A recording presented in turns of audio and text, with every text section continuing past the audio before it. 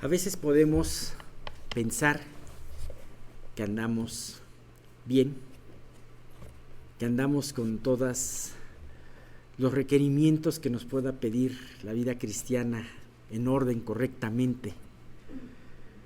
Y no es sino cuando llega la prueba, cuando estamos a las puertas de un reto grande o de una situación difícil en donde Dios nos muestra que tenemos que cuestionar nuestra vida y ver y nos enfrenta ante una terrible incredulidad. Quizás si yo les preguntara a cada uno de ustedes el día de hoy si son incrédulos, me dirían no.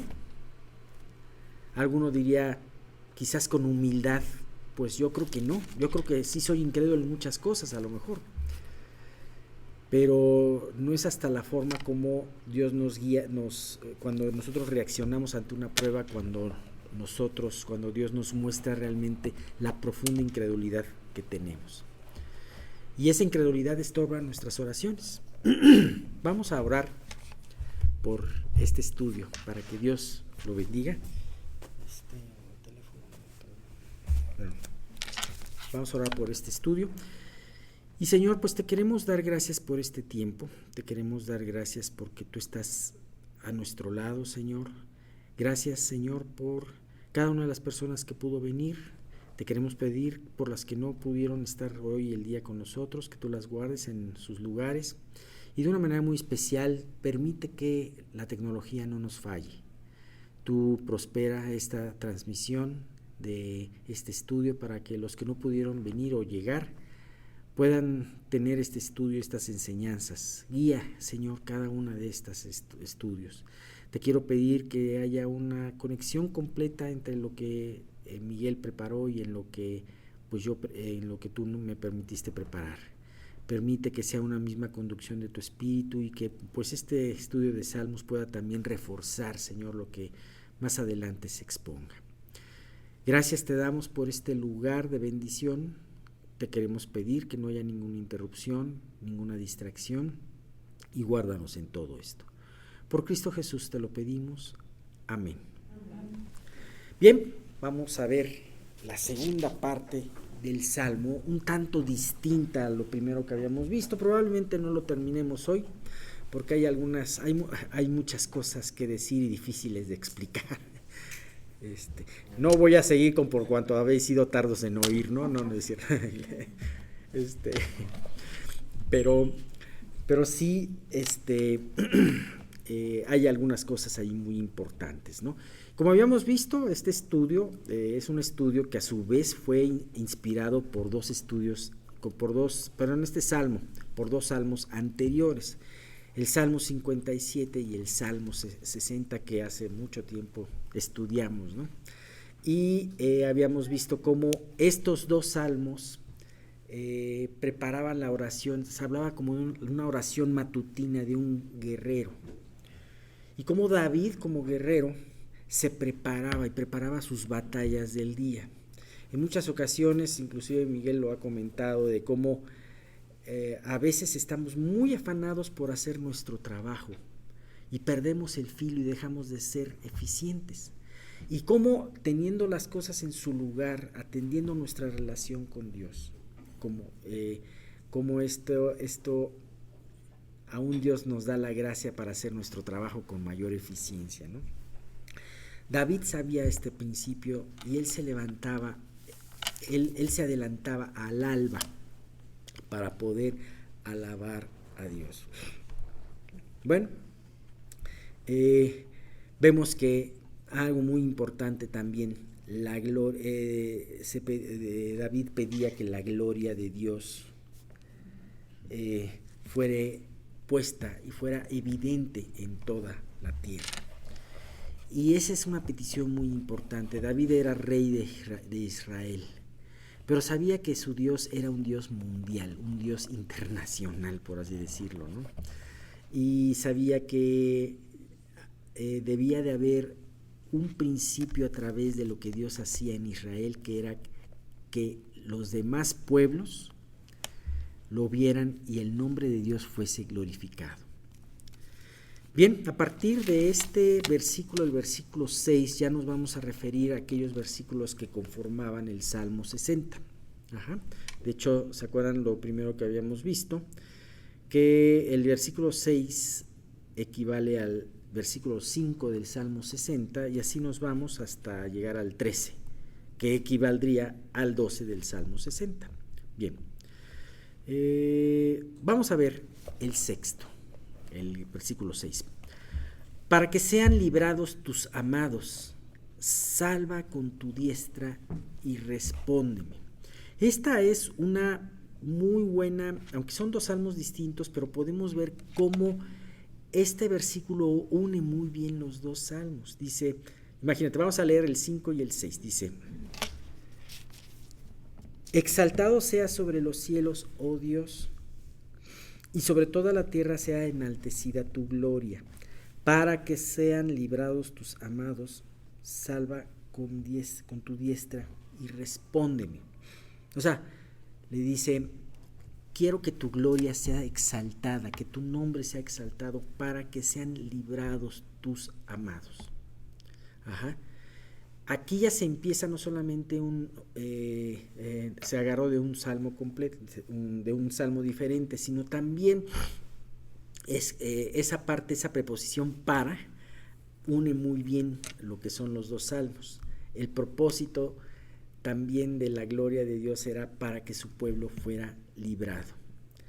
Y vemos cómo David quería que el nombre de Dios fuera enaltecido para que su pueblo creyera que iba a ser librado. Y a su vez, a través de la liberación, a través de la victoria, una vez más, el nombre de Dios sea aún glorificado. Bien, entonces, vemos que en la primera gran parte hay una gran alabanza hacia Dios, pero en esta parte comienza algo nuevo, una petición, una petición a nuestro Salvador.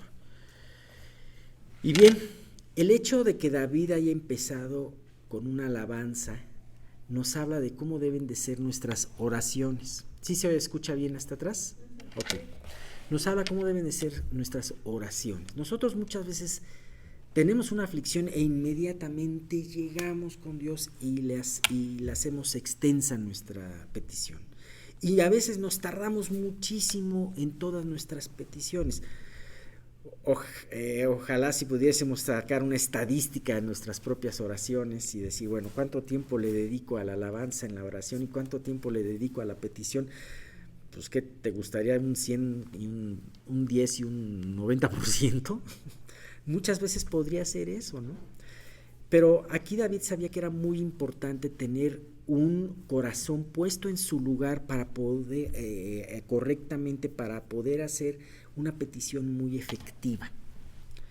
A veces nosotros somos muy timoratos con nuestras peticiones y hemos visto a contraste en la palabra de Dios cómo muchas peticiones son muy atrevidas, ¿no? Y cómo David en su forma de pedir tenía ese atrevimiento. Pero ese atrevimiento no llegó porque dijo, o sea, me voy a fajar los pantalones y voy a pedirle eso a Dios, porque él mismo sabía que él no era merecedor ni siquiera de presentarse delante de Dios. O sea, tú no puedes llegar y exigirle a Dios. Lo que estoy diciendo, ese atrevimiento, no quiere decir llegar y exigir a Dios como si tú te merecieras las peticiones, ¿no? Por esa venía la alabanza. Por eso venía el reconocimiento hacia Dios y el tener el corazón en su lugar a través de la alabanza, ¿no? David tenía un gran problema a la puerta. Él iba a enfrentar a naciones más poderosas más poderosas que Israel. Ajá. Así que, se me fue. Perdón. Más poderosas que Israel. Eran naciones muy soberbias, naciones que tenían un buen armamento, naciones que tenían carros de guerra, ajá, y que además generacionalmente habían aborrecido durante muchos siglos a Israel. Eran sus enemigos más poderosos que querían que Israel desapareciera por completo. Él reconoció en el versículo 5 la gloria expuesta de Dios delante de todas las naciones. Y entonces él quería que esa gloria también se manifestara a través de una siguiente victoria. Nos es muy fácil ver lo que pasa en la historia, nos es muy fácil ver a un David que ganador de tantas batallas. Ajá. Sin embargo, en ese momento no era fácil ver esa situación. Acuérdense que durante muchos años, y podemos situarlo en la historia desde que fuera la época del principio de la época de los jueces hasta Saúl y principio de las épocas de David, el pueblo de Israel fue sojuzgado por sus enemigos, muy especialmente los filisteos. Eran el dolor de cabeza delante de los israelitas, ¿no? En la época en donde Saúl comenzó a ser rey, hay una anécdota interesante. Israel no tenía armamento, no había herreros en Israel. Ajá. Porque a Filistea no le convenía que hubiese gente que pudiese trabajar las armas. Conseguir una espada era muy difícil. Yo me imagino que han de haber peleado con piedras o con qué habían peleado, no lo sé. Pero ese Israel, en ese estado, Dios lo empezó a bendecir y dar victorias. Eso fue lo impresionante. Y con David fue algo muy impresionante. Ahora dice el mismo versículo 6, para que sean librados tus amados. Fíjate, tus amados. Él lo puede hablar, lo habla en plural, como diciendo mi pueblo, tu pueblo, y yo, tus amados. David se sentía amado por Dios. De hecho, la palabra, la raíz de David, la raíz de amado, esa palabra se parece al nombre de David. La palabra que utiliza en hebreo para este versículo es Yedith. Y de ahí viene la palabra David, que su nombre significa el amado. Entonces, decía, independientemente de todo, yo me siento amado por ti. Y eso es muy importante porque el sentirnos amados. Podemos ver otro ejemplo grandioso en la palabra de sentirse amado en la vida del apóstol Juan. Ajá. El amado de Dios. Ajá. Y al que Jesús amaba, estaba junto a él a quien Jesús amaba. Ajá. No quiere decir que a los otros no los amaba o que no pensaba eso, sino dijo, a mí yo sé que Jesús me ama. Y eso sirve mucho porque a veces una de las causas que más nos hace errar es dudar de ese amor de Dios para con nosotros. Así que después de meditar en la grandeza, en la misericordia de Dios, esa misericordia que hablamos la vez pasada, que sobrepasaba los cielos, entonces era un momento, eso sirvió para ubicar el corazón correctamente y sentirse amado. Libra a tus amados. Y David le pide que lo libre con su diestra. Siempre hemos hablado de esa diestra de Dios. Ajá. Su derecha, su brazo derecho. Su brazo derecho es el que se caracterizaba por la habilidad, la destreza. La destreza viene de la palabra diestra, ¿no? Destreza. Y entonces, con tu sabiduría y con tu poder, me vas a librar. Y además, vas a utilizar todos los recursos para poderlo hacer. Aquí la pregunta para nosotros es, ¿en tu vida diaria te sientes amado por Dios? Y te sientes amado por Dios de tal manera que no quepa en ti la menor duda de que siempre hará cualquier cosa para salvarte y que además Él es capaz de salvarte. El sentirse amado por Dios le daba a David la confianza de pedir con atrevimiento. Fíjate cómo salva con tu diestra y responde. Le decía, me llama mucho la atención cómo firma esta petición, responde. Pareciera como si fuera una exigencia. Es una oración con atrevimiento en donde, sabiendo que su corazón está en el lugar adecuado, podía decirle: Dios, yo estoy esperando en tu respuesta. Sé que tú me vas a responder. Y esa es una oración que a Dios le gusta. Bien, viene algo maravilloso que David lo podía ver como profeta. David fue rey, fue escritor de la Biblia y fue profeta también. A través de sus salmos profetizó muchas cosas y de hecho podemos ver que se hablaba en el libro de Hechos también de David como profeta. Al principio en el discurso de Pedro. Fíjense lo que dice aquí. Salmo 108, versículos 7 al 9. Dios ha dicho en su santuario: yo me alegraré, repartiré a Siquem y mediré el valle de Sucot. Mío es Galaad, mío es Manasés, y Efraín es la fortaleza de mi cabeza. Judá es mi legislador, Moab la vasija para lavarme. Sobre Edom echaré mi calzado, me regocijaré sobre Filistea. De alguna manera ya habíamos visto todo esto, pero vale la pena poderlo recordar. Ahora, estos son versículos, no sé si ustedes al escucharlos, pero a mí sí, me alientan mucho, sobre todo con respecto a la incertidumbre que vivimos al día de hoy. El día de hoy podemos ver que hay muchas fuerzas que pelean y se oponen entre sí. Y entonces vemos que hay una incertidumbre en cuanto a los casos y a las cosas que están sucediendo a nuestro alrededor. Sin embargo, podemos ver a través de todo esto la certeza de que Dios tiene todo bajo control. Ya dice, David oyó hablar, él era profeta, Dios le concedió el poder escuchar esto. David había oído hablar a Dios desde su santuario. Dios habló esto en voz alta, por así decirlo, como para que lo escuchara su siervo David, ¿no? ¿Se acuerdan ese llamamiento de Isaías, por ejemplo? Estaba: ¿a quién enviaremos? ¿Quién irá de nuestra parte? Estaba ahí Isaías, delante de Dios. Era para que lo escuchara Isaías y para que respondiera Isaías.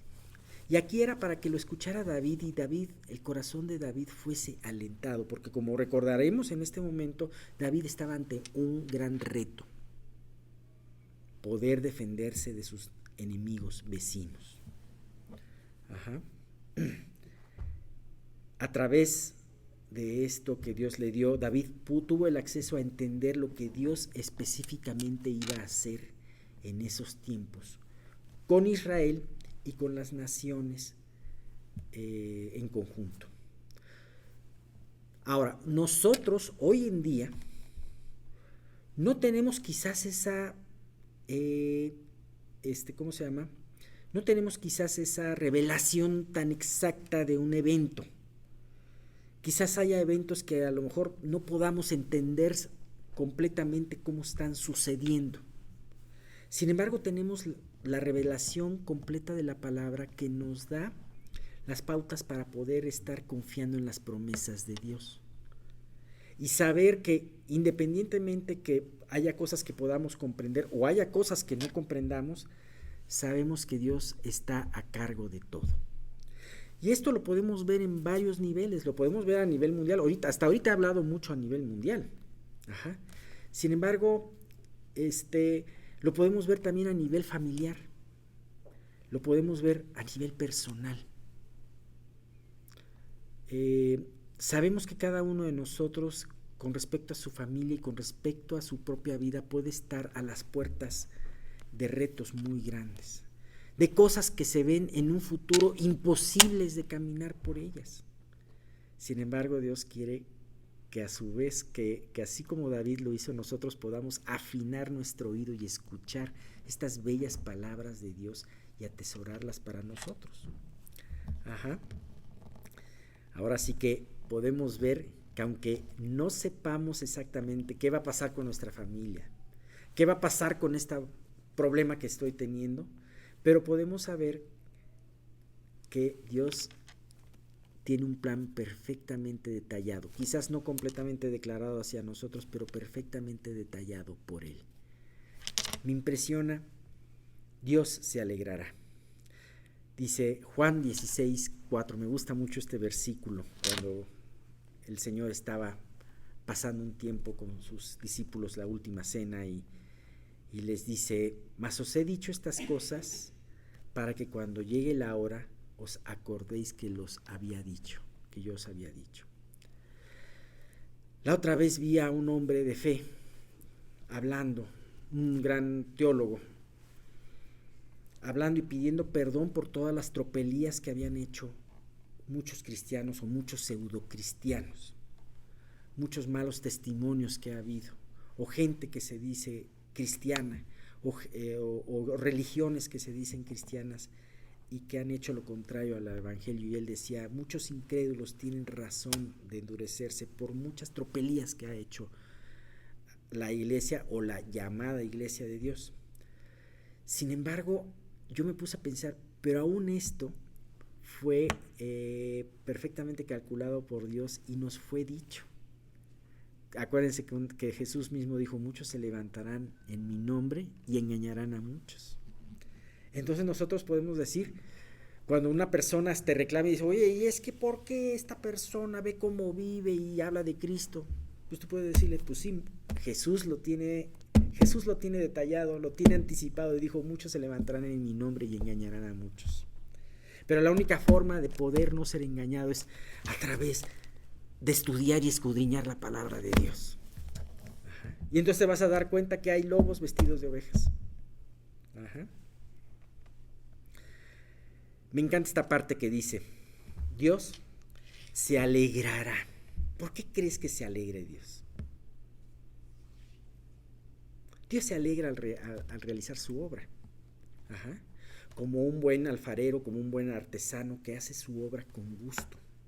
Dios hace su obra y realiza su obra. Y pareciera como si se divirtiera, como si pasara un buen rato, sabiendo que esa obra extraña para nosotros, obra que la mayoría de las veces no sabemos cómo va a terminar o cuáles van a ser sus efectos, y no entendemos cómo acabará, tendrá un final bueno y perfecto. Yo me puedo imaginar a Dios alegremente planeando lo que iba a suceder en la vida de Job, el cual, la obra que hizo tuvo un final extraordinario. Ajá. Esa obra que ni Satanás entendía. Ajá. Satanás fue parte de todo ese plan y cayó en el plan, ¿no? O sea, el ser más poderoso, más inteligente de la creación de Dios y más rebelde hacia Dios, terminó cayendo en el plan de Dios. Pero me puedo imaginar cómo Dios finalmente llevó a que eso tuviese un final extraordinario. Y ahora, a más o menos 4,000 años después de que sucedió eso con Job, esto que aconteció nos sigue enseñando mucho. Es más, el apóstol Santiago lo comentó, dijo en versículos 5 al 11, dice: aquí tenemos por bienaventurados a los que sufren. Habéis oído de la paciencia de Job y habéis visto el fin del Señor, que el Señor es muy misericordioso y compasivo.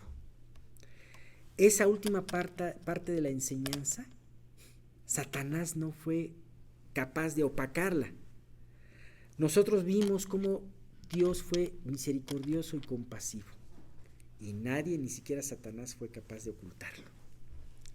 Bien, dice: el Señor va a repartir la tierra de Israel. Dice: mío es Galad y mío es Manasés. Aquí habla de territorios, no solamente que están dentro del territorio de Israel, sino también los territorios que tomó Israel, que están del otro lado del Jordán. Esto era algo muy importante. David escuchó a Dios diciendo: mío es este territorio. David estaba ante una amenaza de que esos territorios fueran invadidos. Y escuchó diciendo a Dios: este es mi territorio. No te preocupes, tu vida es mía. Tus cosas me pertenecen. Ajá. Y entonces, Dios dijo, en pocas palabras, le dijo: no te preocupes, yo ya hice la repartición y te daré a ti la victoria. Pero también no solamente habla de un territorio que es de Dios y que Él se lo había concedido a David, sino también el pueblo entero. Se habla de Efraín. La palabra de Dios muchas veces utiliza a Efraín no solamente para referirse a esa tribu Efraín, sino para referirse muchas veces al grueso de Israel. De hecho, en las profecías a veces se utiliza Efraín para hablar de la parte del reino del norte. Ajá. Sabían que años después se dividió Israel en dos, el reino del sur era Judá y Benjamín, y el reino del norte Efraín y todas las demás tribus. Entonces se refería a Efraín. Entonces Efraín es como el grueso de Israel. Entonces, no te preocupes, David. El pueblo va a estar junto. Efraín es mi fuerza. Ajá. Y Judá es mi legislador. Una vez más diciéndole, ese legislador del cual tú vienes, o sea, tú vas a estar legislando, tú vas a estar gobernando sobre mi tierra. Entonces, pues definitivamente fue algo de mucho aliento el que David escuchara eso y decía, Dios tiene control, Él va a repartir la tierra, Él va a cuidar nuestro territorio y Él además va a darle fuerza y poder a Israel. Bien, para terminar vemos este siguiente que dice que se me hace muy interesante también. Fíjate cómo se refiere, pero Dios no solamente es un Dios de Israel, o como se creía anteriormente, que se pensaba que los dioses eran solamente para una región. Anteriormente decía, bueno, los dioses de la montaña, o los dioses del valle, o los dioses... O sea, aquí Dios vuelve a reafirmar su alcance universal, ¿no? Y dice, Moab, la vasija para lavarme, sobre Edom echaré mi calzado, me regocijaré sobre Filistea. ¿Sabes? Podemos ver aquí que Dios también iba a tener control de sus enemigos y también los iba a juzgar a su debido tiempo e iba a juzgar su soberbia. El orgulloso Moab iba a terminar siendo una vasija donde Dios se lavaba los pies. Y el orgulloso Edom y el altivo Edom iba a terminar siendo las sandalias de Dios, las que pisara. Y la poderosa Filistea, que tantos dolores de cabeza le había ocasionado al pueblo de Israel, finalmente sería vencida por David. Y esto lo podemos ver en 2 Samuel 8:1. Después de esto, aconteció que David derrotó a los filisteos y los sometió, y tomó David a Meteg Ama de mano de los filisteos. Así que vemos que finalmente Filistea, el dolor de cabeza, fue sometida por David. Bien, hoy en día vemos un panorama mundial muy complejo. Vemos hoy en día naciones que se levantan una contra la otra y realmente no sabemos a quién irle porque ambas son perversas, ambas buscan sus objetivos, muy egoístas y perversos. También vemos grandes organizaciones con fines oscuros que promueven agendas antibíblicas, me refiero a agenda a una campaña y una hoja de ruta, por así decirlo, en contra para poder tirar muchas de las cosas creadas por Dios, tirar la familia, tirar muchas cosas, ¿no? Y muchas veces humanamente no sabemos dónde parará todo esto, pero algo sí podemos tener por seguro.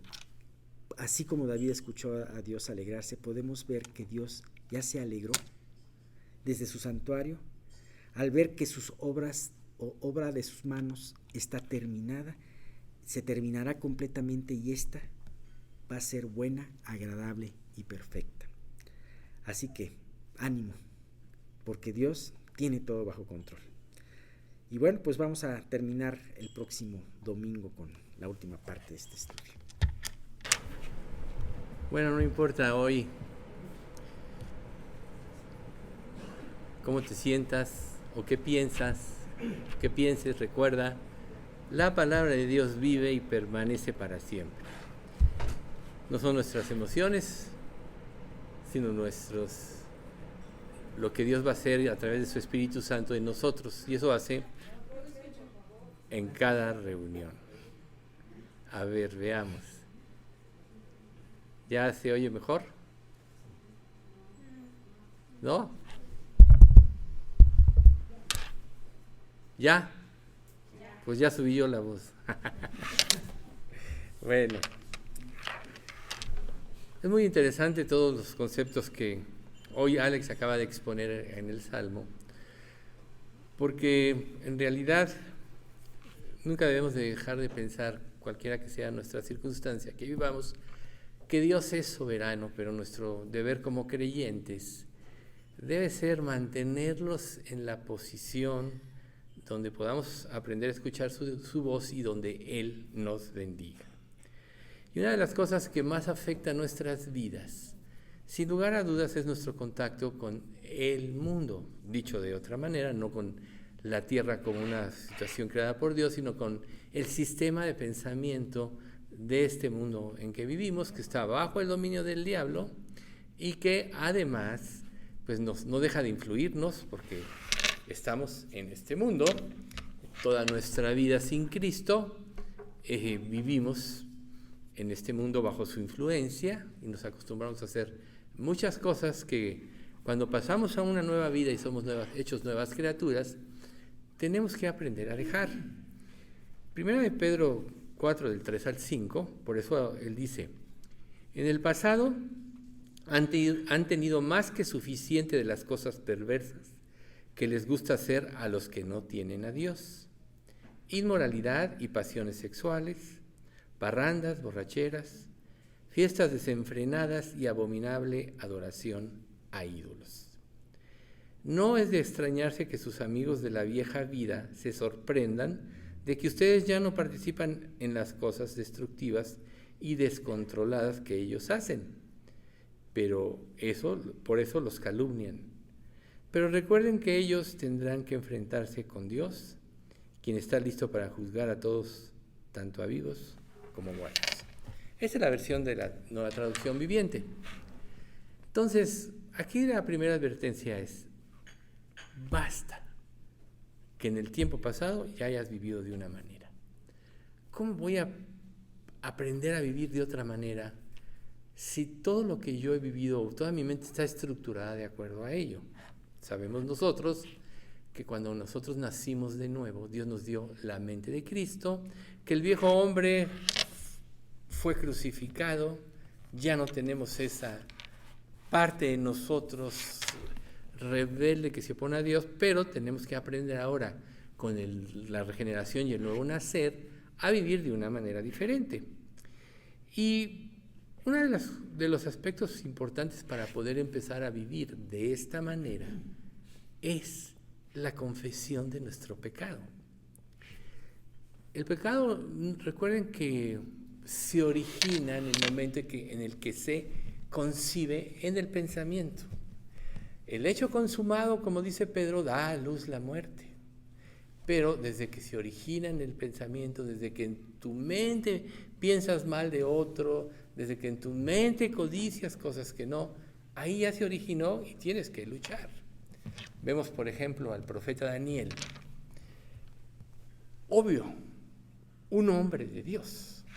Este hombre, como decíamos la vez pasada, junto con sus compañeros decidió no contaminarse con las riquezas de Babilonia, etc.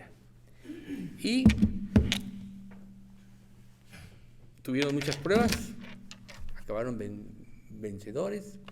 Daniel pudo influir a 4 reyes, que es algo muy importante, pero cuando él estaba estudiando los textos de Isaías, se dio cuenta que se había cumplido el tiempo que Dios había dicho, en el cual iba a restaurar a Israel. ¿Y restaurarlo de qué? De que no quiso ser transformado por Dios, de lo que estamos hablando ahorita.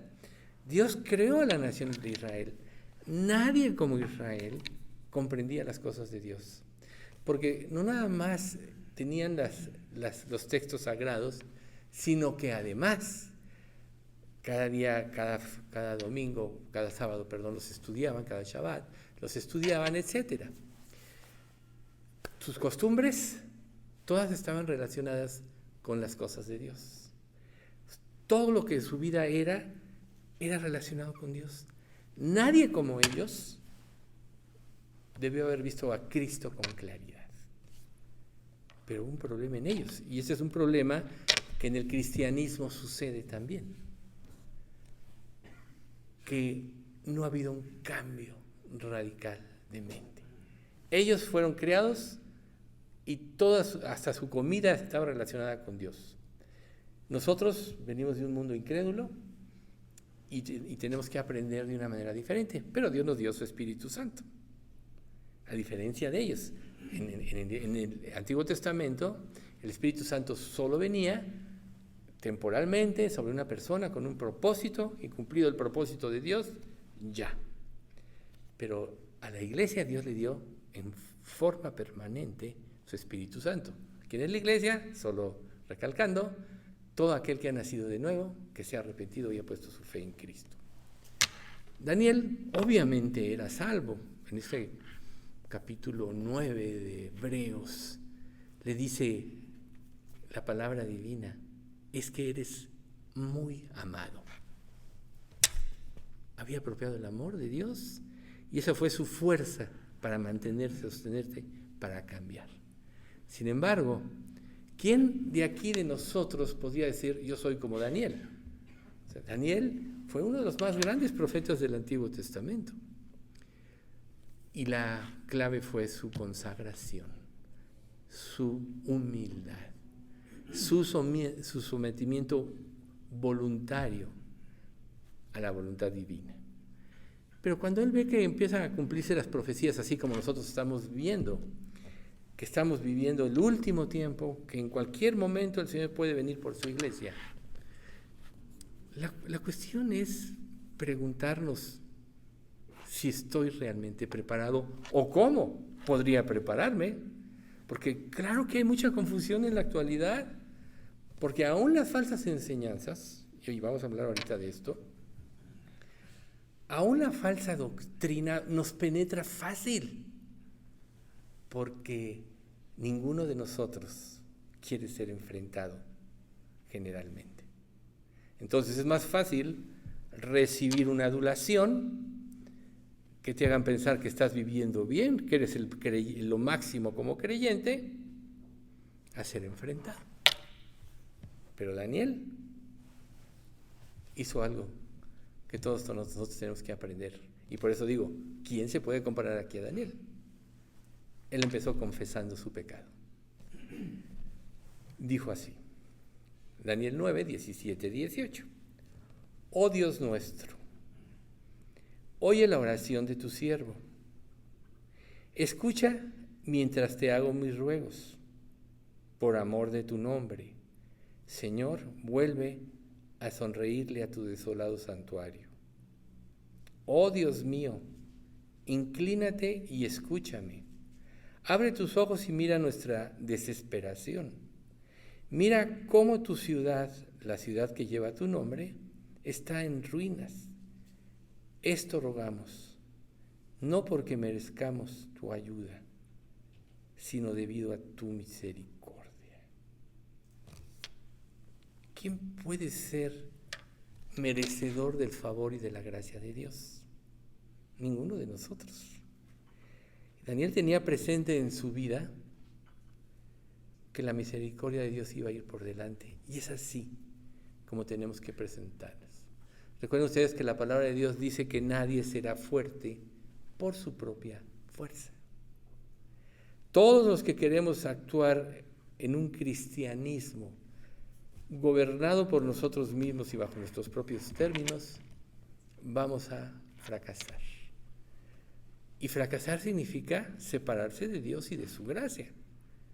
Sabemos que cuando una persona salva, ya es salva para siempre. Y voy a decir este pasaje de Juan 10, 27 en adelante. Mis ovejas oyen mi voz y yo las conozco y me siguen. Y yo les doy vida eterna y no perecerán jamás, ni nadie las arrebatará de mi mano. Mi Padre que me las dio es mayor que todos y nadie las puede arrebatar de la mano de mi Padre. Y tan es importante la influencia que Jesús, o sea, la relación íntima y estrecha que Jesús concluye. Yo y el Padre, uno somos. Entonces, ¿quién puede ser oveja? Decía Jesús, todo el que no entra por la puerta del redil de las ovejas es un ladrón y es un salteador. Así. ¿Qué clase de oveja eres tú? El que vive en sus términos, el cristianismo, es un ladrón y un salteador. El que cree que por sus obras va a recibir un beneficio de Dios es un ladrón y un salteador, porque está creyendo lo contrario que dice la Biblia. Entonces, es muy importante esta introducción. Como yo les digo, siempre me gusta hacer referente a lo que vamos a ver, a lo que estamos estudiando respecto a los dones, porque tenemos que saber que si no confesamos, que si no nos arrepentimos, que si no estamos conscientes de nuestra condición y todos pecamos, que el pecado esté velado y oculto a nuestros ojos muchas veces no quiere decir que no has pecado, todos pecamos cada día. Si no te presentas con esta humildad como se presentó Daniel y poniendo por delante tu condición, difícilmente Dios va a derramar su misericordia sobre ti. Te lo dice un pasaje en Isaías. Pero miraré a aquel que es pobre y humilde de espíritu y que tiembla a mi palabra. ¿Esa es tu condición? Bueno, si esa es tu condición, a ti es a quien Dios va a mirar y es sobre ti, sobre quien va a derramar su misericordia. Y recuerden ustedes que la misericordia triunfa sobre el juicio. ¿Cuánto tiempo creen ustedes que pasó para que Israel entendiera que estaba en juicio? Cuando ya los conquistaron para ir a Babilonia, no lo entendieron. Muchos no lo entendieron. Habían pasado los 70 años y no lo entendían. ¿Cuándo lo vamos a entender? ¿Cuándo lo vamos a entender realmente? Bien, tenemos que trabajar en eso.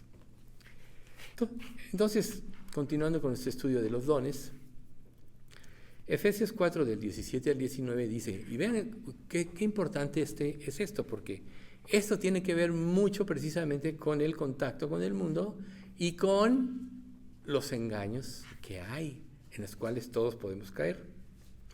Esto pues digo y requiero en el Señor, que ya no andéis como los otros gentiles que andan en la vanidad de su mente, teniendo el entendimiento entenebrecido, ajenos de la vida de Dios por la ignorancia que en ellos hay, por la dureza de su corazón. 4 puntos muy importantes. La vanidad de su mente, teniendo el entendimiento entenebrecido, ajenos de la vida de Dios por la ignorancia que en ellos hay, por la dureza de su corazón. Los cuales, después que perdieron toda sensibilidad, se entregaron a la lascivia para cometer con avidez toda clase de impureza. Estas 4 características principales que acabamos de ver, precisamente son las que nosotros tenemos que concientizar, que nos pueden ayudar, que tenemos que abandonar, mejor dicho, que nos pueden ayudar en nuestro crecimiento espiritual. Lo primero que dice este pasaje es, ya no andéis. Este andar simboliza una conducta diaria, es lo común, como tú vives, como tú piensas, como tú te relacionas con los demás, como tú te crees en relación a los demás. Sin duda alguna te crees mejor que los demás, así somos nosotros, ¿no? es parte de lo que es la vanidad de la mente, pero ahorita estamos en el andar diario, nuestro caminar diario, ¿sí? Cuando Dios nos hace un llamamiento supremo, la consagración. Dime, piensa en esto. Una vez que tú te conviertes o supuestamente te conviertes, ¿qué es lo más importante para tu vida? Si Dios ya te dio todo en Cristo, lógico es pensar que lo más importante para tu vida es Cristo. Si tus planes solo te llevaron al pecado y a solo cometer errores en tu vida, con muchos de los cuales quedaste marcado para siempre, ¿qué es lo que Dios quiere? Que aprendas a prevenir, ¿sí? Entonces, nuestro andar diario tiene mucho que ver, y poner los ojos en la mira. Recuerden ustedes que la vez pasada veíamos este pasaje de Hebreos 12, puestos los ojos en Jesús, el autor y consumador de la fe, el cual por el gozo puesto delante de él sufrió la cruz, menospreciando el oprobio. Entonces, nuestra meta debe ser servir a Dios por sobre todas las cosas, porque esto te va a sacar de una penumbra de neblina.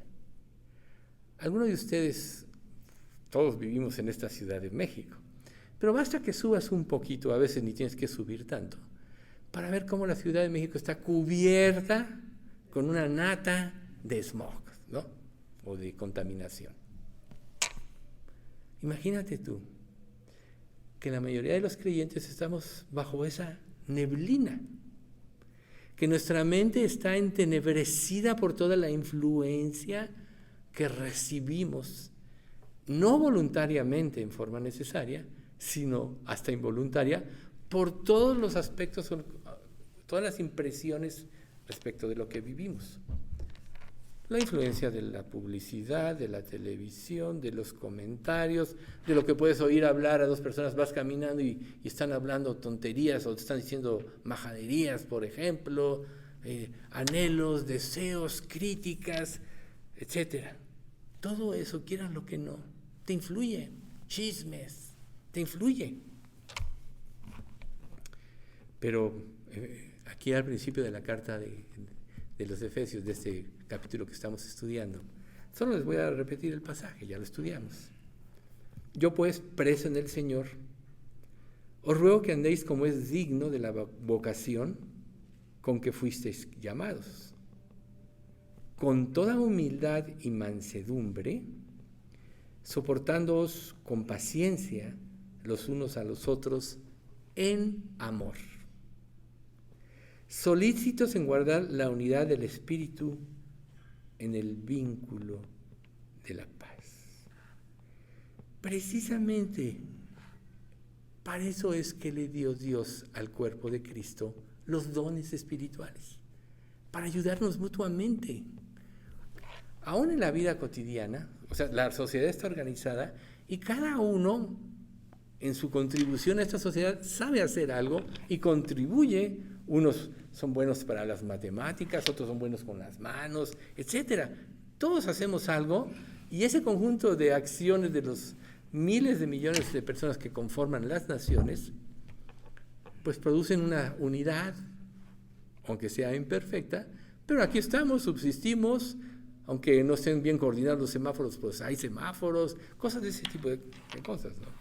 Imagínense ustedes el cuerpo de Cristo. Los dones y capacidades que Dios nos dio al momento de la conversión es para ser edificados. En tu mente es una de las cosas primeras que tienes que cambiar. Nosotros no estamos para destruir a nadie, no estamos para destruir el prestigio de nadie, no estamos para menospreciar a nadie. Todo esto dice la Biblia que no debe ser. Estamos para edificar la iglesia, para edificar el cuerpo de Cristo. Y cuando no tienes esto en mente, entonces ya perdiste la visión. Porque en 1 de Juan 2:6 dice, el que dice que permanece en él, debe andar como él anduvo. ¿Cómo anduvo Jesús? Dijimos ese pasaje la vez pasada también en 1 de Pedro 2:22, quien cuando le maldijo, 2:23 creo, quien cuando le maldecían, no respondía con maldición. Cuando padecía, no amenazaba, sino que encomendaba su alma al que juzga justamente. Esa es la forma como tenemos que vivir. Entonces, dicho todo esto, y sabiendo a qué nos llamó Dios y por qué nos dio los dones, nos dice, ya no andéis como los gentiles. ¿Quiénes son los gentiles?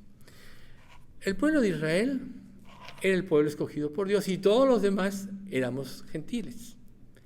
Pero cuando nosotros, como gentiles, nos convertimos a Cristo, pasamos a formar parte del Israel de Dios. No era el Israel según la carne. Acuérdense de la alegoría de Sara y Agar. Agar tuvo un hijo según la carne y Sara tuvo un hijo según la promesa, el Espíritu. Y el de la carne perseguía al del Espíritu. No es Israel la herencia de Dios según la carne, o sea, según la descendencia física de Abraham, sino el verdadero Israel es el nacido de nuevo, el de la fe de Abraham, el que vive para agradar a Dios, el que trata de indagar e inquirir cuál es la voluntad de Dios para someterse a ella y cumplir.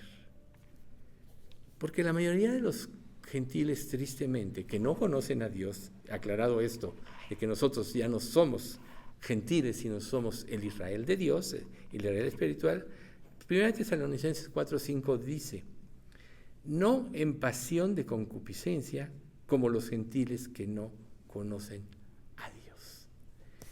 Si alguno no sabe el significado de la concupiscencia, es apetito desmedido por deleites carnales. Esto es, cualquier área de tu vida en la cual no haya un equilibrio, de alguna manera es concupiscencia. Obviamente se aplica a pecados más fuertes, pero un apetito desmedido, no controlado, pues te lleva a esto. Entonces dice, no andes como los gentiles. ¿Cuál es la parte de no tener este apetito de andar como los gentiles? El dominio propio. El dominio propio no empieza por cosas cotidianas.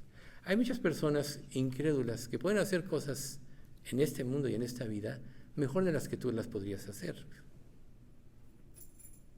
Por ejemplo, en Colosenses 3 dice, tales cosas tienen a la verdad, hablando de este tipo de cosas, cierta sabiduría en humildad y en reputación y en duro trato del cuerpo, pero no tienen valor alguno contra los apetitos de la carne. Nadie sin Dios puede controlar los apetitos de la carne. Entonces, no estamos hablando de ese tipo de cosas, sino aprender a someter tu espíritu, tu vida, a Dios. Ese es precisamente no andar en pasión de concupiscencia, aprender a someterte a Dios en obras, pero primeramente en pensamiento. Recuerden, las obras siempre vienen después del pensamiento. El pensamiento siempre, ahí se origina todo. Y si tú no aprendes a controlarlo, ¿sabes qué va a pasar en tu vida? No vas a controlar nada. ¿Y cómo puedes someter tu pensamiento? Pues sometiéndolo a la voluntad de Dios, cambiando los términos y los conceptos.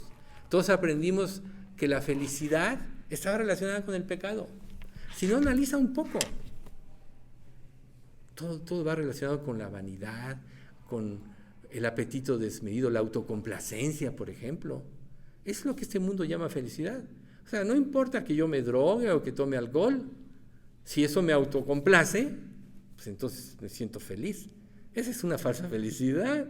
Esa no es felicidad, pero eso es a lo que el mundo le llama la felicidad. Que domines sobre otros, que hagas lo que quieras, le llaman felicidad y eso no es felicidad. Que seas rico, le llaman felicidad y eso no es felicidad. ¿O qué nos dice acaso Eclesiastés 6:1? Hay un mal que he visto debajo del cielo y muy común entre los hombres, al que Dios da riquezas y bienes y gloria y nada le falta de lo que su alma desea. Pero Dios no le da potestad de disfrutar de ello, sino que lo disfrutan los extraños. Esto es vanidad y mal doloroso. Sin embargo, volviendo a Daniel, vemos a Daniel que era un príncipe de Israel. Recuerden que Nabucodonosor le dijo a Nabuzaradán, su guardia, bueno, no, uno de sus principales, no era tanto guardia, o su guardia personal: quiero que te traigas aquí al palacio de Babilonia personas hermosas, inteligentes, que pertenezcan a la realeza, etcétera. O sea, decía, bien parecidos, todo eso. Y los vas a preparar durante 3 años para que después sirvan aquí. O sea, Daniel era un príncipe. Si se hubiera aferrado a eso, se hubiera vuelto obsoleto como para servir al Señor. Pero decidió humillarse.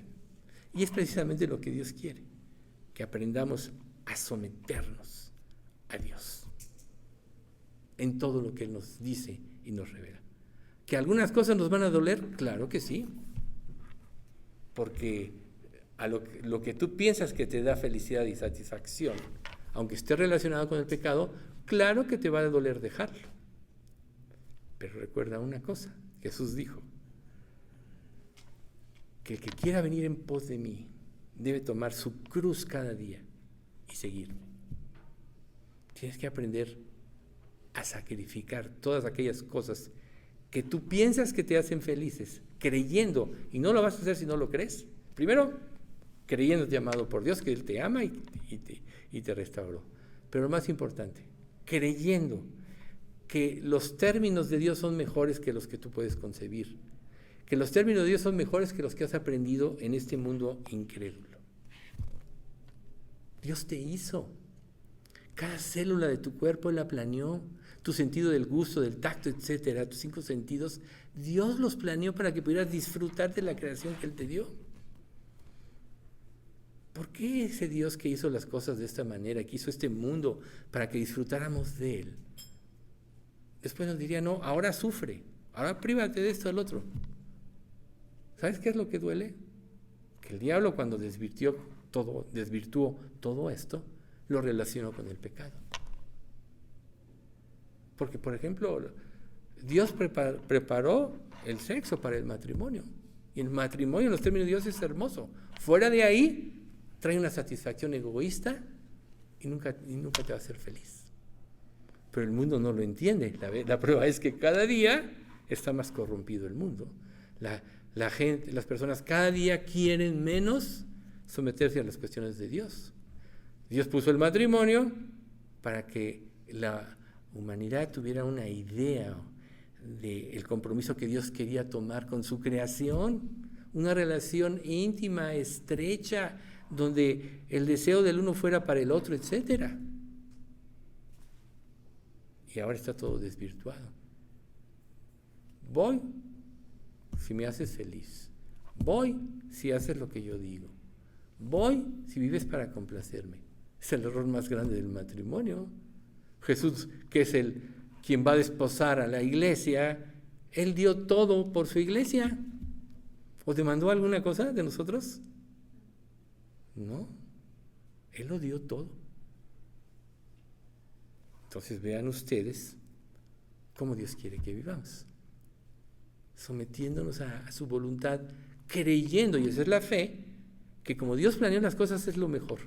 Y nunca lo vamos a comprobar si no lo obedecemos. Tú nunca vas a tener la victoria en tu vida cristiana, ni vas a experimentar la felicidad, que yo diría, felicidad es una vida de completa comunión con Dios, libre de mala conciencia. Nunca la vas a experimentar.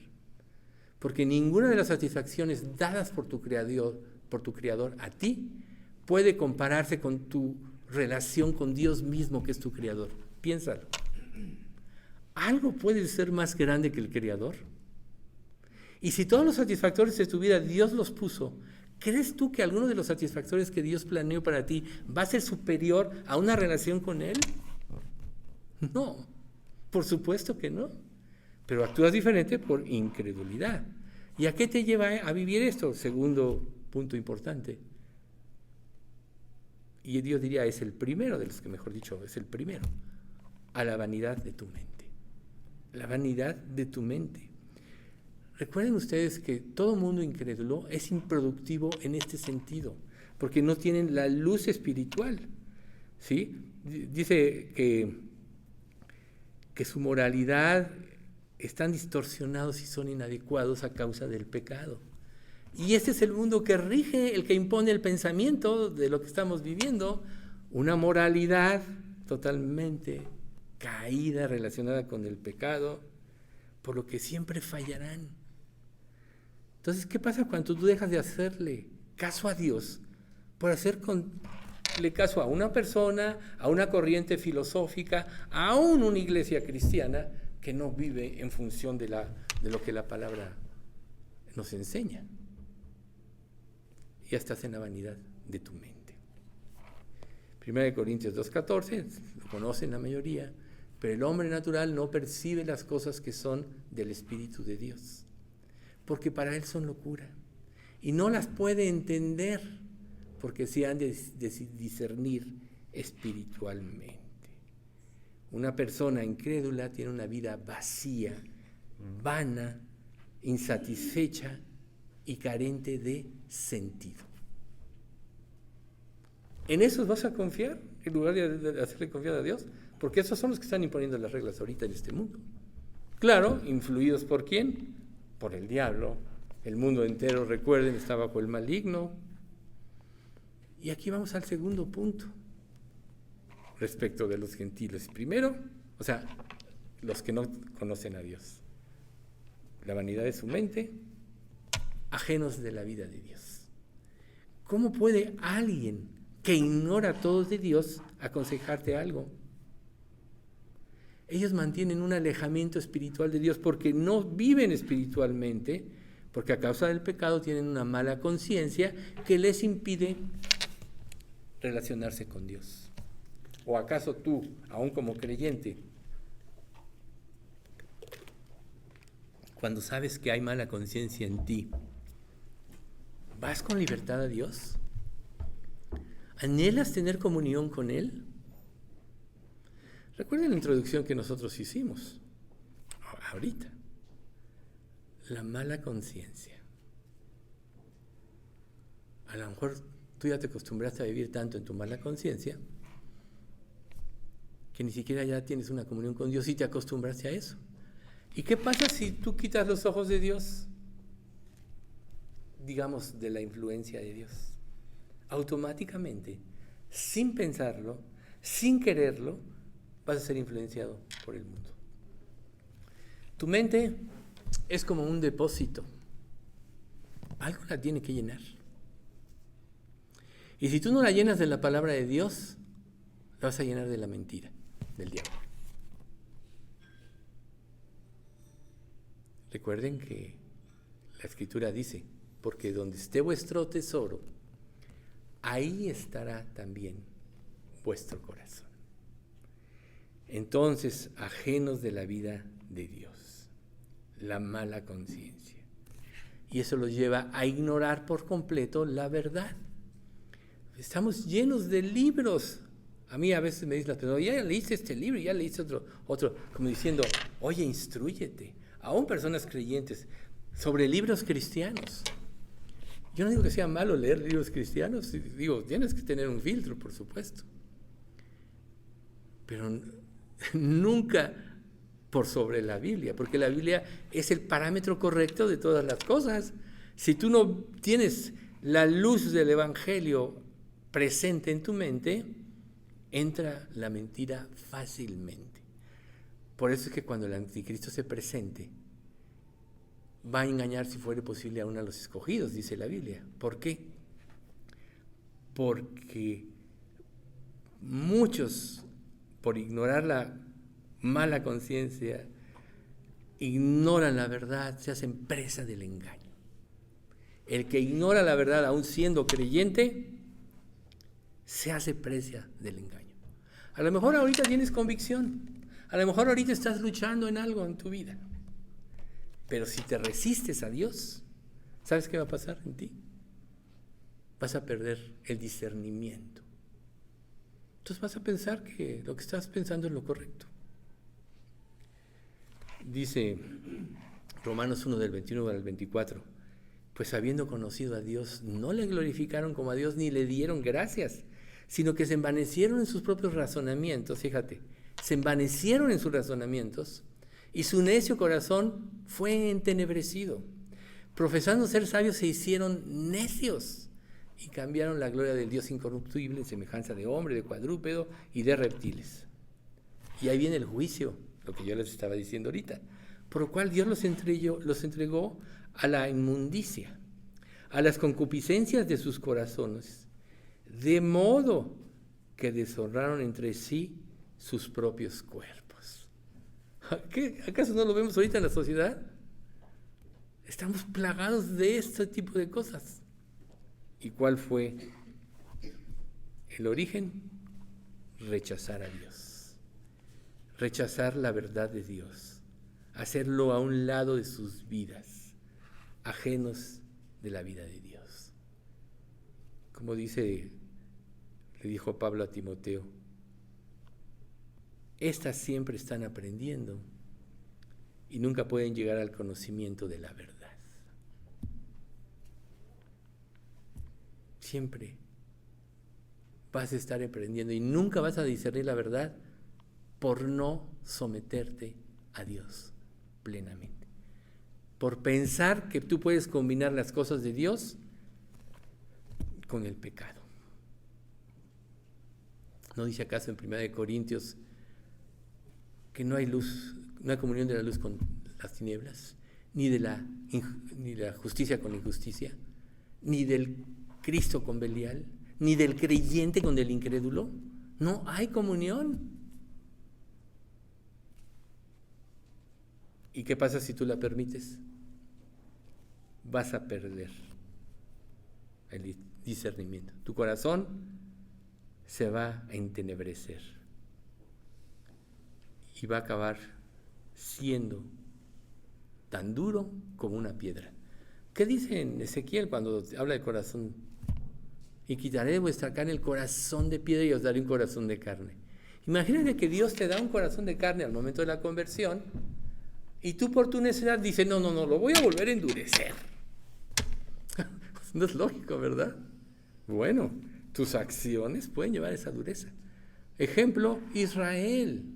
O sea, ¿qué más ejemplo tienes? Tienes todo el Antiguo Testamento de ejemplos de la rebeldía de una nación que era la que tenía toda la luz para poder conocer a Dios, vivir en la gloria, etc. Y viene el tercer punto. Perdieron toda sensibilidad. ¿Qué tipo de sensibilidad? La sensibilidad moral. Empiezas a permitir cosas que no permitirías viviendo en una vida llena del Espíritu y al rato ya las vas aceptando y van siendo parte de tu vida. Y dices, no es tan malo. Ponte a pensar respecto de tu experiencia en tu vida cristiana. ¿Cuántas cosas en un momento determinado de tu vida desechaste que quizá ahora has vuelto a aceptar? Y ya las ves como normal. A lo mejor alguien te dijo, oye, no es para tanto. Digo, la voz del diablo a través de alguien. No es para tanto. Son muy exagerados. Lo que pasa es que quieren dominarte, etc. No es para tanto. La consagración no es para tanto. Dios no es tan exigente. Pero recuerde, tú exiges de otros, y eso es muy natural, en la proporción que tú das. ¿O no? ¿Tú naturalmente podrías exigir menos de lo que tú das de otra persona? Yo no lo creo. Y te digo una cosa, Cristo lo dio todo. Entonces, ¿qué quiere Cristo? Todo de ti. Dame, hijo mío, tu corazón y miren tus ojos por mis caminos. ¿Qué más claridad? El corazón es el centro de las emociones y sentimientos del ser humano. Dame tu corazón, dame tus emociones, dame tu voluntad. Yo morí en la cruz para rescatarte de esto. O tendrás que escuchar lo que Pablo le dijo. Oh, Gálatas, insensatos, a quien se les presentó claramente el Evangelio, ¿ahora os vas a volver a esclavizar por un falso evangelio?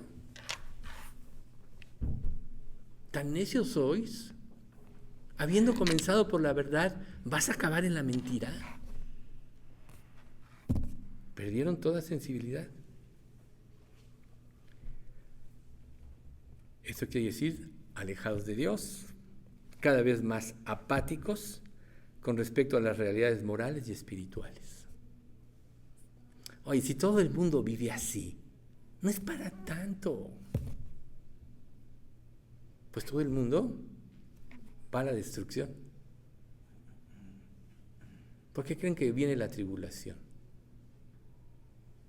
¿Es la venganza de Dios? No, Dios va a juzgar en el infierno. La tribulación es una oportunidad última para la humanidad existente de convertirse, de que vean la realidad del pecado. Por eso, en un sentido, Él prácticamente le deja carta abierta en la tribulación al diablo.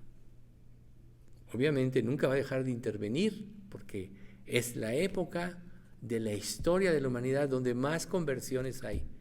Muchos se van a dar cuenta. Quizás muchos de los que estemos aquí, o algunos, de repente ven del arrebatamiento y te quedaste. Oye, pero si yo cada domingo escuchaba. Quizás la respuesta divina te diga: no todo el que me dice Señor, Señor, entrará en el reino de los cielos.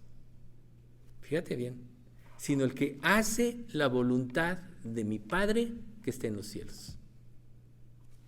También lo mencionamos la semana pasada. El que hace la voluntad de mi Padre. Si Dios dio todo por ti, lo menos que tú te deberías de querer es dar todo por Él. ¿Qué importa si tienes que morir y renunciar a todo? ¿Acaso la Biblia no te dice en Marcos: el que quiera salvar su vida, la perderá? Pero el que pierda su vida por causa de mí y del Evangelio, la hallará. ¿Quieres salvar tu vida? ¿Quieres salvar tu manera de pensar? ¿Quieres salvar tu manera de ser? ¿Quieres seguirte autocomplaciendo? Hazlo. Lo vas a pagar. No pienses que vas a escapar.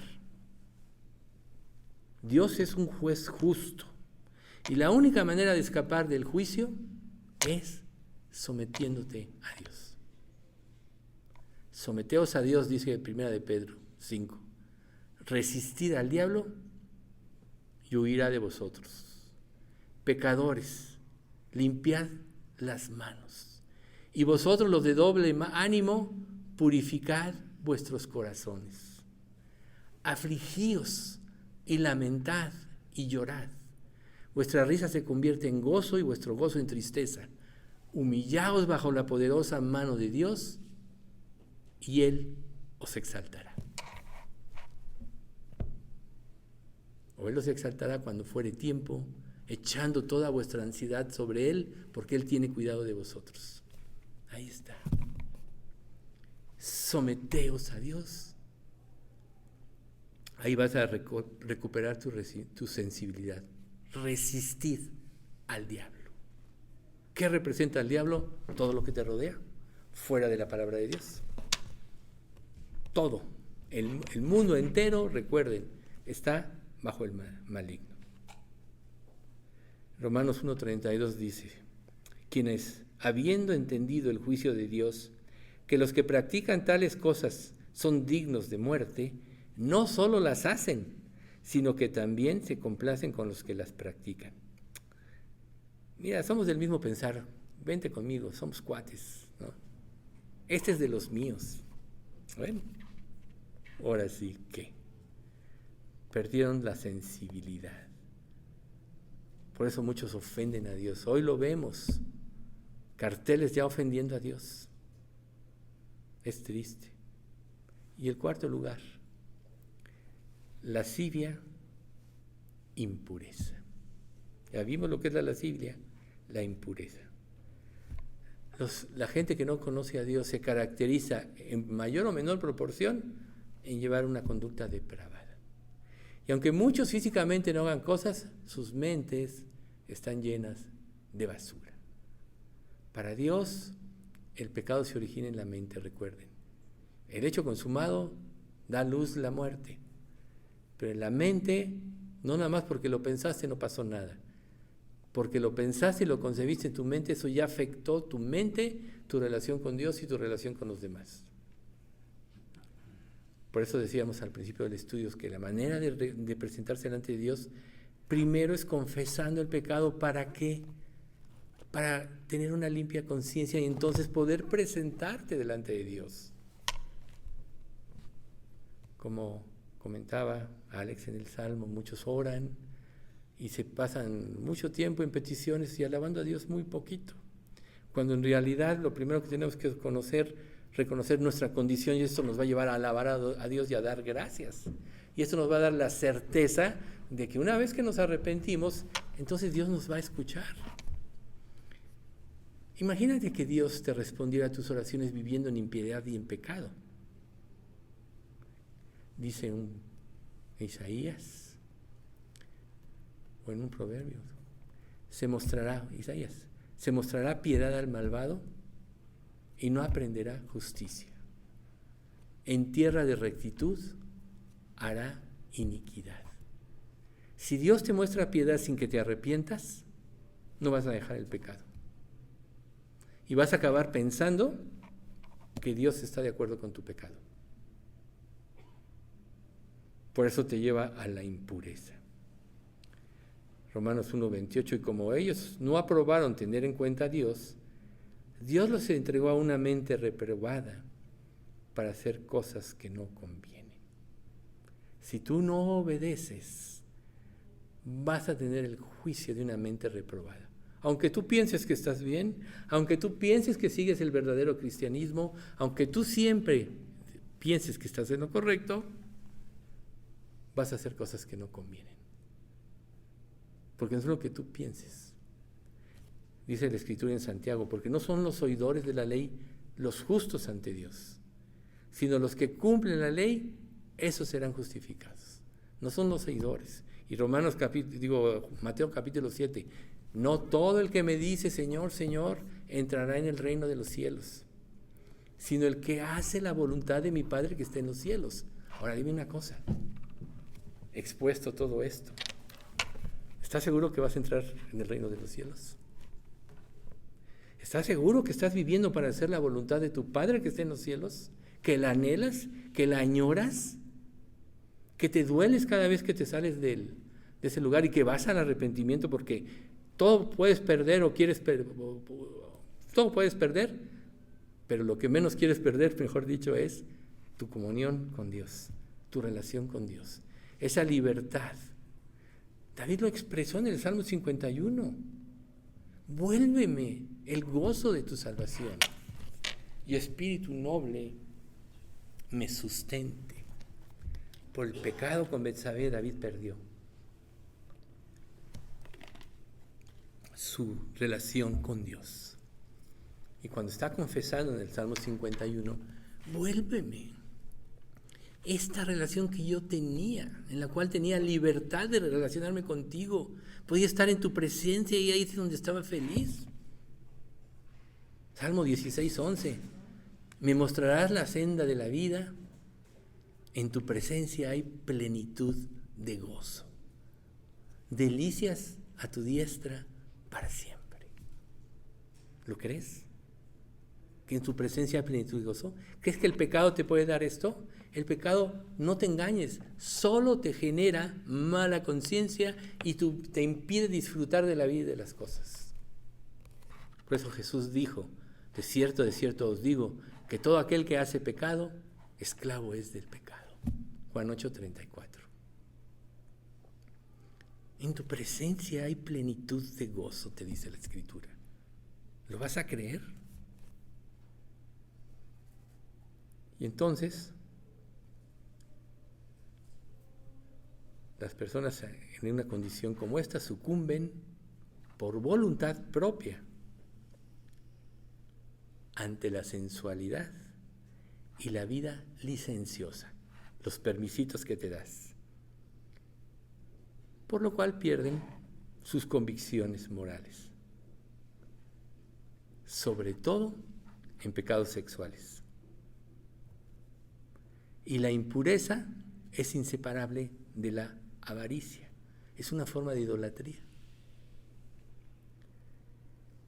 Dice Efesios 5:5. Porque sabéis esto, que ningún fornicario, o inmundo, o avaro, que es idólatra, tiene herencia en el reino de Cristo y de Dios. 1 Timoteo 6, 9 y 10. Porque los que quieren enriquecerse caen en tentación y lazo, y en muchas codicias necias y dañosas, que hunden a los hombres en destrucción y perdición. Porque raíz de todos los males es el amor al dinero, el cual, codiciando algunos, se extraviaron de la fe y fueron traspasados de muchos dolores. Imagínate, en tu presencia hay plenitud de gozo, o sigue el camino de tu voluntad y vas a ser traspasado de muchos dolores. O sea, estamos hablando que queremos ser felices, ¿no? Colosenses 3:5. Haced morir, pues, lo terrenal en vosotros: fornicación, impureza, pasiones desordenadas, malos deseos y avaricia, que es idolatría. Entonces, que Dios nos libre, cuando menos en esta iglesia, y todos los que estamos escuchando este mensaje y los que lo escucharán por internet, a tomar conciencia de que el pecado no paga, y que si realmente tú quieres vivir en una plenitud de gozo, tienes que buscar sobre el principal objetivo de tu vida, la comunión con Dios. Y Dios, que no es deudor de nadie, dice la Escritura, te dará todo lo demás por añadidura. A veces vivimos luchando, etcétera, y se nos olvida, queremos tomar lo que deseamos, lo que queremos, aunque mucho de ello tenga relación con el pecado y nos separe de Dios, y se nos olvida que Dios dice: deleítate a sí mismo en Jehová, y Él te concederá las peticiones de tu corazón. Reconócelo en todos tus caminos, y Él enderezará tus veredas. 37:5, Salmo. Y 38:9. Tu suspiro no me es oculto, dice Dios. Dios te puede dar el deseo de tu corazón, aunque sin que lo concibas o te lo pidas. Sí lo hace. Pero tienes que disponer tu corazón.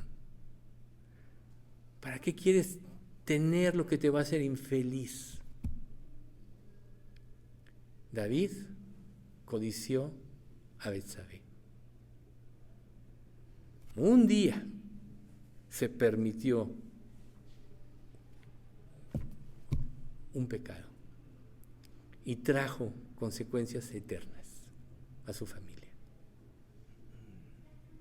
De ahí la importancia de la introducción de este salmo. Hay consecuencias. La única manera de caminar seguros por esta vida es caminar por el sendero de Dios. No te engañes. No vas a ganarle a Dios, ni vas a burlar a Dios. Recuerda, no os engañéis. Dios no puede ser burlado, pues todo lo que el hombre sembrare, eso segará. Porque el que siembra para su carne, de su carne segará corrupción. Pero el que siembra para el Espíritu, del Espíritu segará vida eterna. Vamos a dar gracias. Padre, te damos muchas gracias por este estudio. Gracias, Padre, porque es mejor que nos hables directamente y al corazón, Señor, para que seamos sanos en la fe, para que sepamos la realidad de lo que va a suceder si nos rebelamos contra ti. Pero hoy, Señor, ante todo lo expuesto en este estudio, apelamos más bien a tu gracia, a tu misericordia, y te pedimos, Padre, que en el corazón de cada uno de nosotros actúes para que pueda ver a la luz de tu palabra, de nuestra conciencia iluminada por tu Espíritu Santo, para que pueda ver su propio pecado, Señor, y pueda arrepentirse y apelar a tu misericordia. Sabemos, Padre, porque tú lo dices en tu palabra, que la misericordia triunfa sobre el juicio, Y eso queremos, Padre Santo, que nos llenes de misericordia, que nos llenes de tu amor, que nos des la certeza, Señor, de la vida eterna y sobre todo la seguridad que el camino más recto hacia la felicidad es la obediencia a ti y a tu palabra que nos has dado, la cual has engrandecido por sobre todas las cosas. Enséñanos, Padre, a hacer de la Biblia, de la Santa Biblia, nuestro verdadero tesoro. Enséñanos, Padre, a estar ligados a ella cada día, de manera que no podemos estar a gusto si no pasamos un tiempo contigo, no por obligación, sino con el deseo de experimentar comunión contigo y de que tú nos hables, Padre, a nuestro corazón y nos estés corrigiendo constantemente para que no caigamos en pecado ni nos salgamos del camino de tu voluntad. Padre, haz esto en toda esta iglesia. Concédenos, Padre, la salvación de todos.